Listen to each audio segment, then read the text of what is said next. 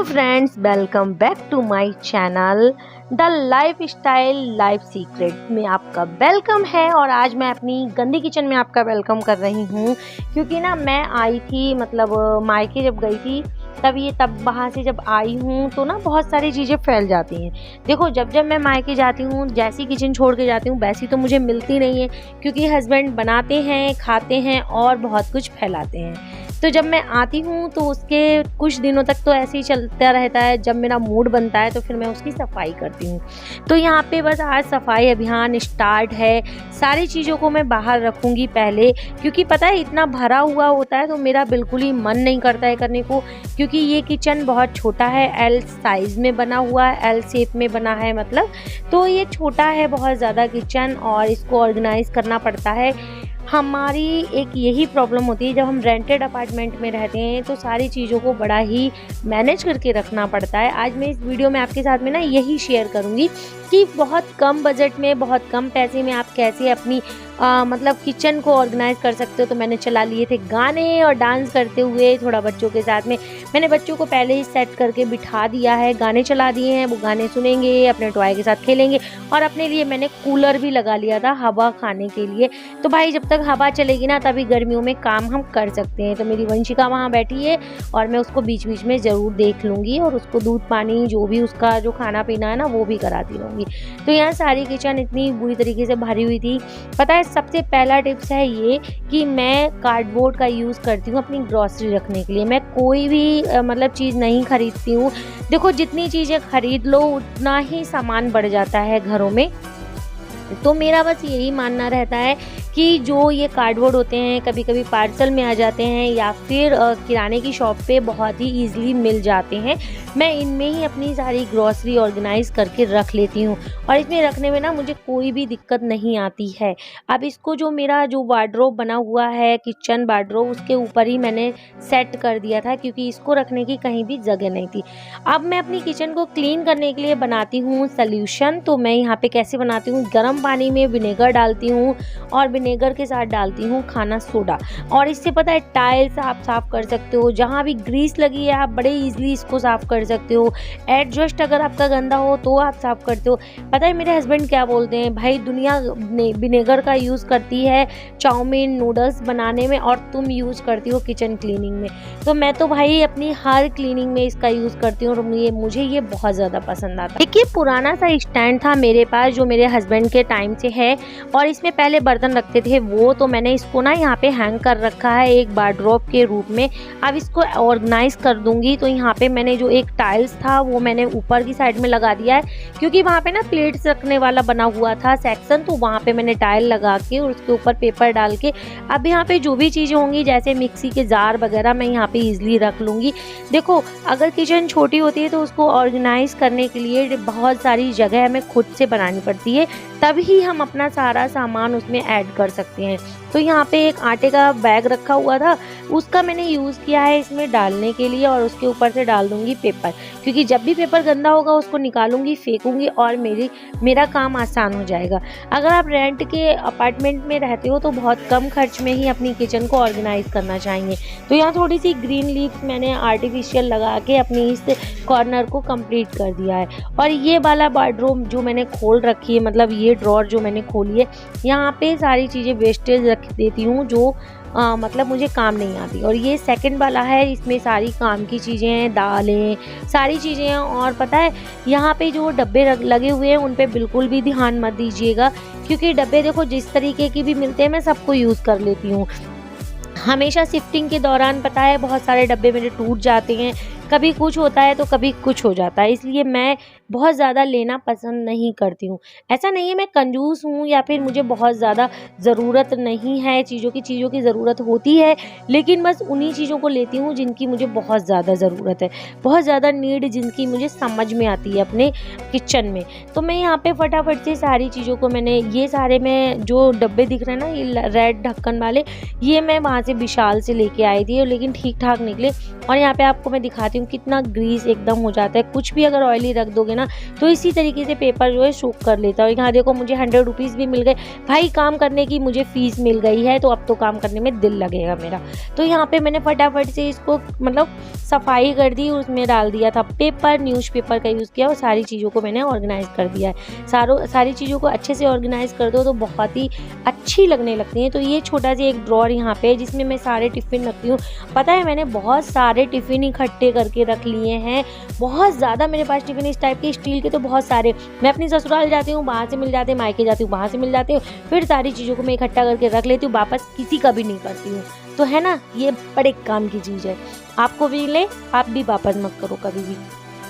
अब ये नीचे का ये जो ड्रॉअर एक मतलब एक स्लैब पड़ा हुआ है पतला सा, तो ये मैंने डब्बे जो थे वो रात में ही धो के और इनका सारा सामान भर के अच्छे से रख दिया था, इसीलिए ये इतने साफ़ सुथरे दिख रहे थे।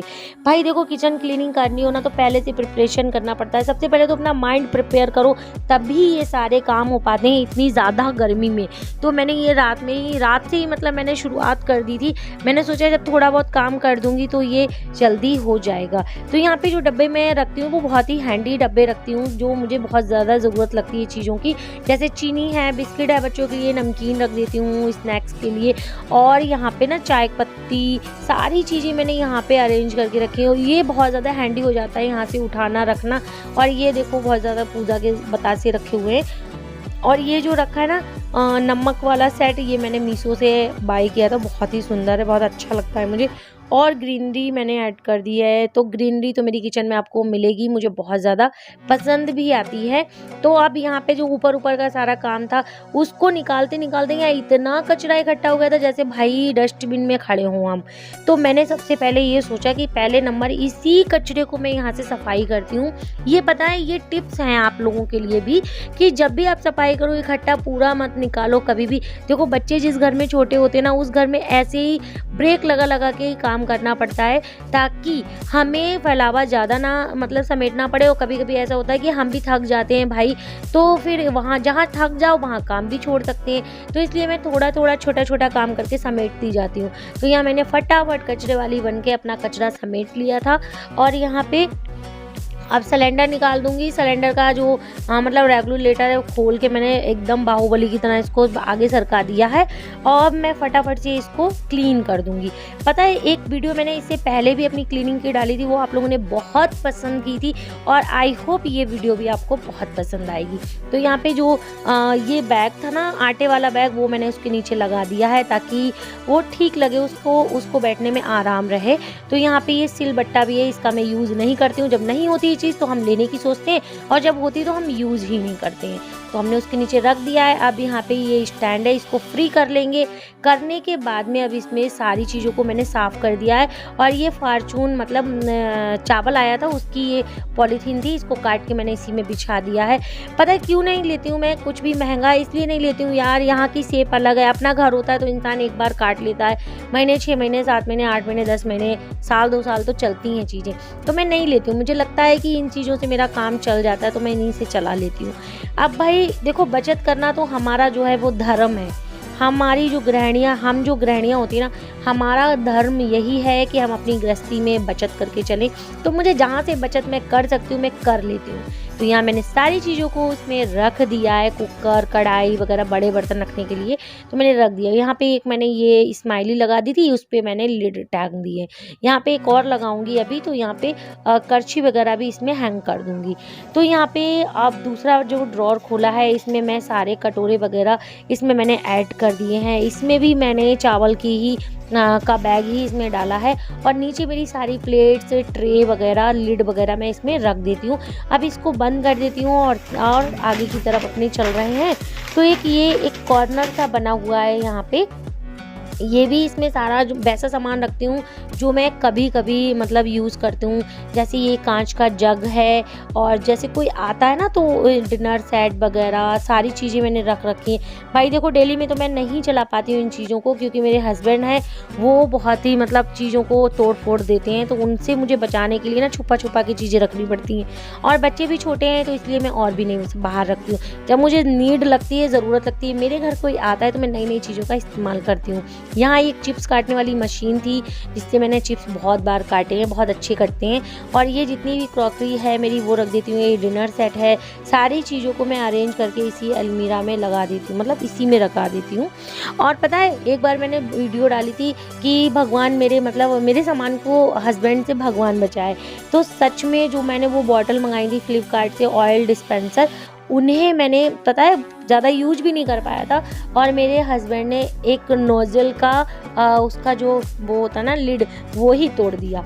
तो इसीलिए ना मैं बड़ा ही संभाल के काम करती हूँ, क्योंकि वो अपना जो है टैलेंट दिखाना बंद तो कभी करेंगे नहीं, और टैलेंट दिखाते दिखाते हमारी चीज़ों को तोड़ फोड़ ज़रूर करेंगे। तो ये है हमारे पास एक मतलब पार्सल आया था, ये उसका बॉक्स है। तो यहाँ जो पेचकस, ये जो बिजली का सामान है, जो एक्स्ट्रा मुझे सामान लगता है इधर उधर रखने से खो जाते हैं, तो मैं अब इसमें करके रख दूँगी। मैं कोई भी चीज़ वेस्ट नहीं करती हूँ। अब पता है मेरी मिक्सी चलते चलते थोड़ी गंदी हो गई थी और मैं थी नहीं यहाँ पे 3.5 महीने से, क्योंकि मेरा गॉल ब्लैडर का जो पथरी हो गई थी तो मुझे गॉल ब्लैडर ऑपरेशन कराना पड़ा था, रिमूव कराना पड़ा था, इसलिए मुझे 3.5 महीने में थी नहीं घर पे। तो उससे के बाद जब मैं आई थी ना, तो इतना गंदा किचन था कि मुझे समझ ही नहीं आ रही थी यार कहाँ से शुरू करूँ, कहाँ से ख़त्म करूँ।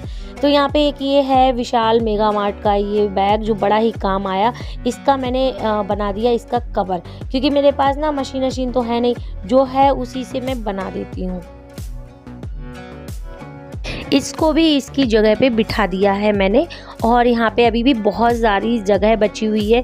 अब ये वाला जो कॉर्नर था इसमें मैं रखती हूँ अपना आटा, चावल, चीनी और एक्स्ट्रा जो भी सामान होता है ना, चिप्स पापड़ वगैरह, वो भी मैं इसी में रख देती हूँ।